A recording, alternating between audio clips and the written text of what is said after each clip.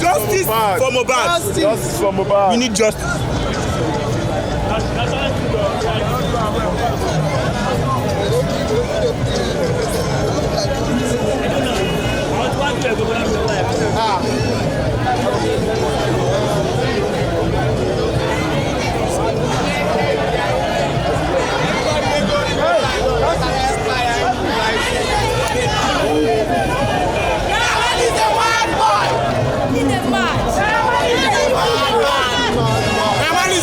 Man, stupid boy. Justice for Mohbad.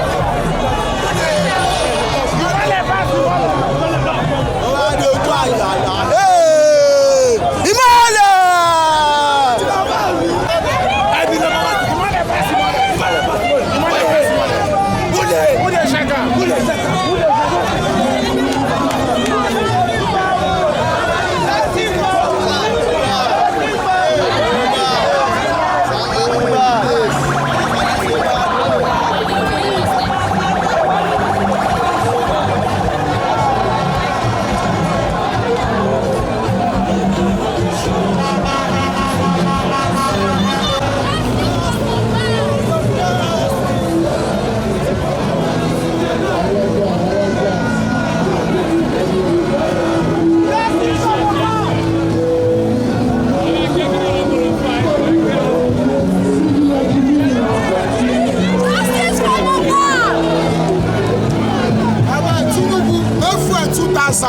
Seven Naira Marley and Sam Larry come back. When I just bring them come back, they don't finish.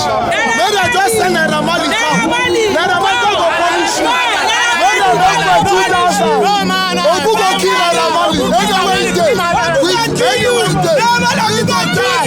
That's all. They come back. No go die well. Naira Marley no go die well. Sam Larry dey come. We wan see you. Go kill Sam Larry.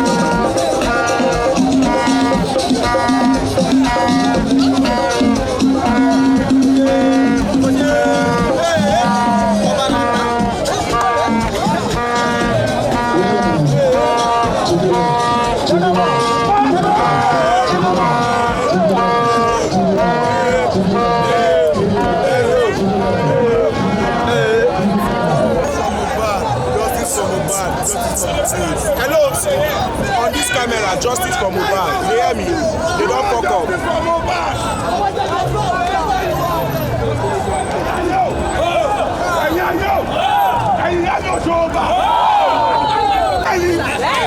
Ó ṣọmọdé ni, ó ṣàgbàlagbà ni, ó ṣobìnrin, ó ṣọkùnrin, tó bá lọ́wọ́ kú lórí ìmọ́lẹ̀. Mohbad wọ́n ní tó bá pọ̀ lára kò yẹ ká ní wọ́n lára